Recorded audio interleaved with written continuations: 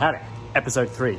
I did start episode 2, but it started raining here in Houston, Texas, and it was all about the roof. So I'm gonna leave that and pick it up when it's not gonna rain. Today, what I've done is I have gone and bought a floor jack, trolley jack, some axle stands, jack stands, and I've got the car up off the ground. I'm going to crawl around underneath it, which I don't really want to do because I'm in the house on my own. How many wrong things can you spot with what I do? Anyway, first, a ray of sunshine, a bit of good news. I had some really nice supportive comments about the last video, and a few people also saying, "You idiot, you bought a lemon and your wife's going to divorce you," and so on. And a lot of people were saying one of the first things you need to do, quick, is replace the plastic tower that houses the thermostat and water pump, because it's plastic, like a lot of this car, and it will let you down. It will explode, and you'll be stranded, and everything will go wrong. But one eagle-eyed Facebook person called Timothy J. Le Pen said, "Hang on a minute, guys, I think that is actually an aluminium housing," and I think can confirm it is. So that's it. I think from now on it's downhill all the way. So car's up. I'm gonna start the car. I'm gonna go underneath. I'm gonna carry on probing with my mechanic stethoscope. I'm not a doctor, but I have played one on TV. So, car's jacked under here, under this front balance. And we've got axle stands on either side. Please don't kill me. Please, I mean you no harm. Okay. How much does this car weigh, and how thick do you think my skull is?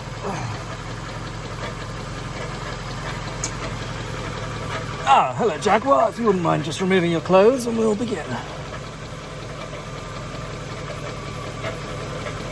So I'm listening to the compressor at the moment, because that has been a hypothesis that sounds fine. Smooth, yeah, that sounds absolutely fine. Good. Okay, well.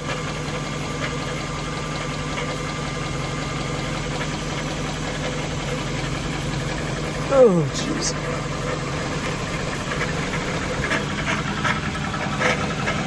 Oh dear. So I'm right under the car now. I think this noise is coming from the transmission. Oh, bollocks.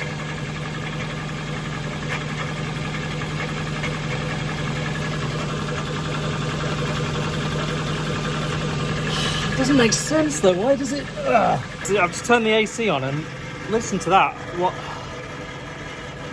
It's much worse. Get the AC on for sure. So why is the sound coming from back here?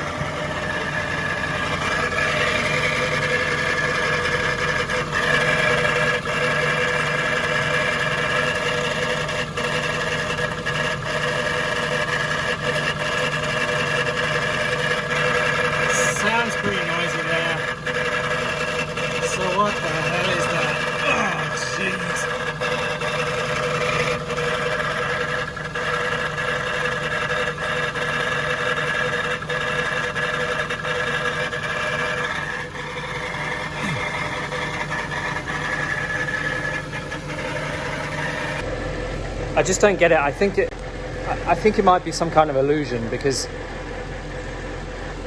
it's just so difficult to pinpoint the noise. Let me try and just see if I can listen to the power steering pump.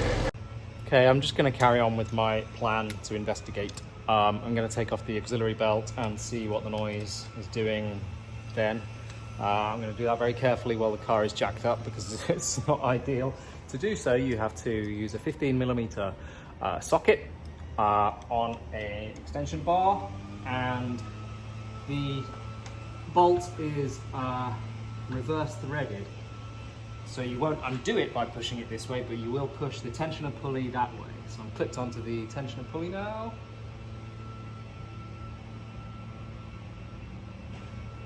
And that's loosened the tension.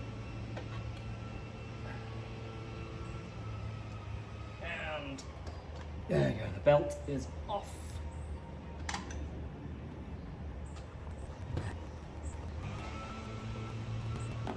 There she is, and the belt's in really good condition.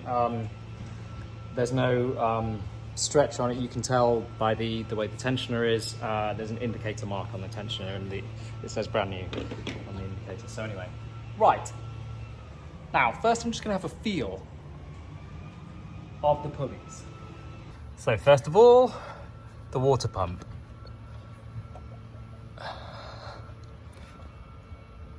No, that seems nice and smooth.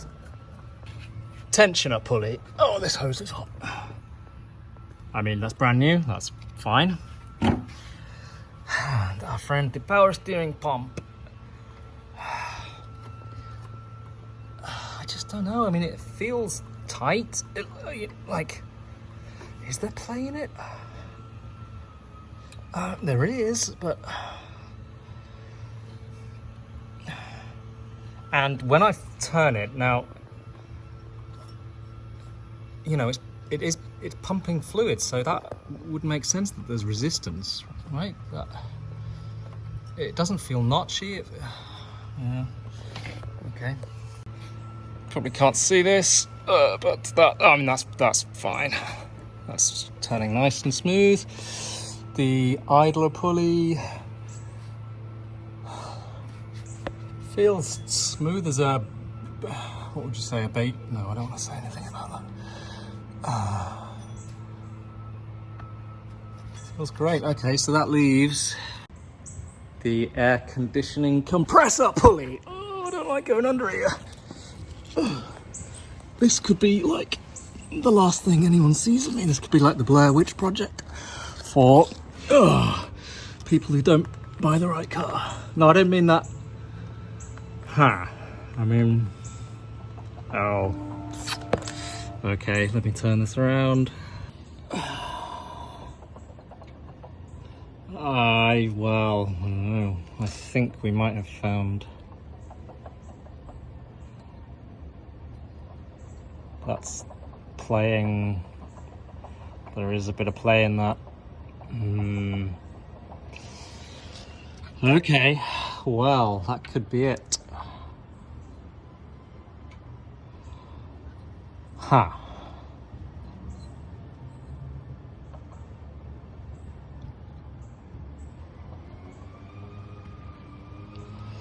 So I'm kind of pretty sure that actually the problem is the pulley on the AC compressor now, which I'm kind of pleased about, but I'm also annoyed that I've bought a power steering pump and reservoir. But I'm just going to start the engine and run it, not for long, because obviously there's no cooling going on, and just check that that noise is not there. Fingers crossed.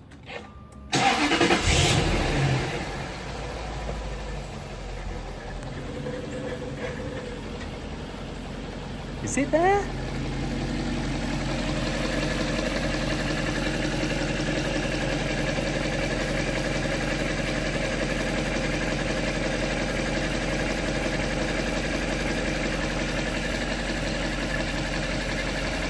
There was a rattle, wasn't there?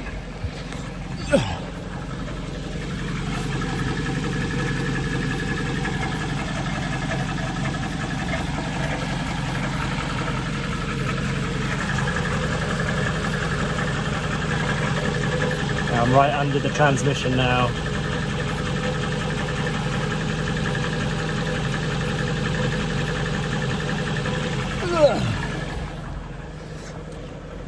Let's give it a blip.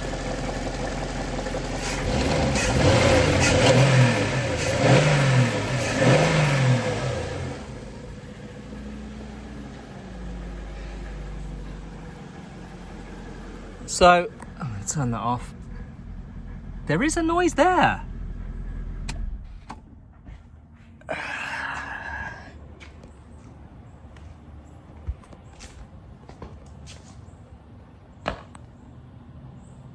Kind of stuck. I mean, the noise was nowhere near as bad as it is when the belt is on and the AC is turned on. Okay, so I'll put the belt back on, start it up and see what happens now.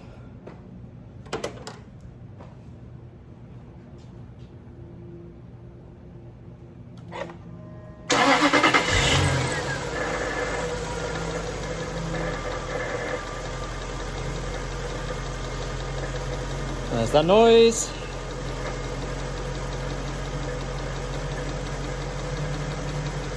So I'm going to go underneath again with the stethoscope and have another poke around.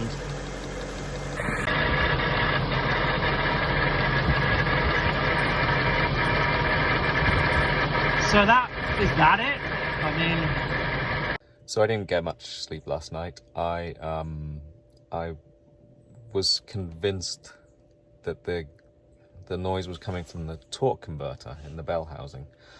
And I went to bed and I spent all night researching torque converters and not feeling great about it. But I just went through the video I did yesterday and put it all together, and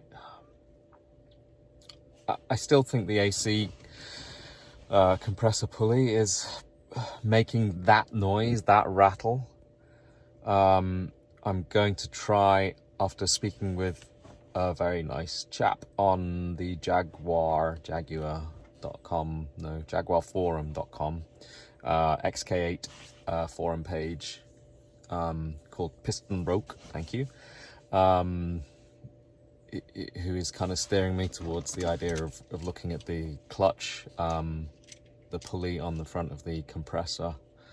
And it seems like that's quite a common thing you can get for a lot of cars. You can just get the clutch and pulley and take it off and replace it on a normal car, on a car, you know, that you don't have to worry about. Anyway, yeah, so, but it seems like you can't get those for this particular car. I haven't seen any anyway. I've seen a bearing, I think, that might work.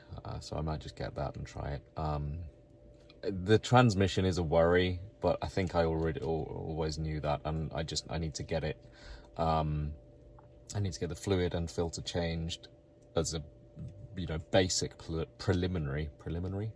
And I was looking at videos of that as well last night, and I think I might just have a go at doing it. I don't have all my tools here, which is kind of annoying, but I can probably, you know, if I buy the tools I need, I'll get a couple of ramps, and I've got some stands, and just to be able to get under the car safely enough to do all that, and a thermometer to check the temperature of it, and the fluid itself looks bloody expensive. But if I can do that for less than it costs me to take it to someone in Houston to do it, then, you know, I can get in there and have a look at everything and see what the damage is. Anyway, you know, the irony is, after last night doing all that stuff, yesterday afternoon, I got the car off the jack, and I drove out to dinner, and it was pissing it down here in Houston. I mean, it's just so nice to drive, even while I'm going, what is that rattle? What is that noise?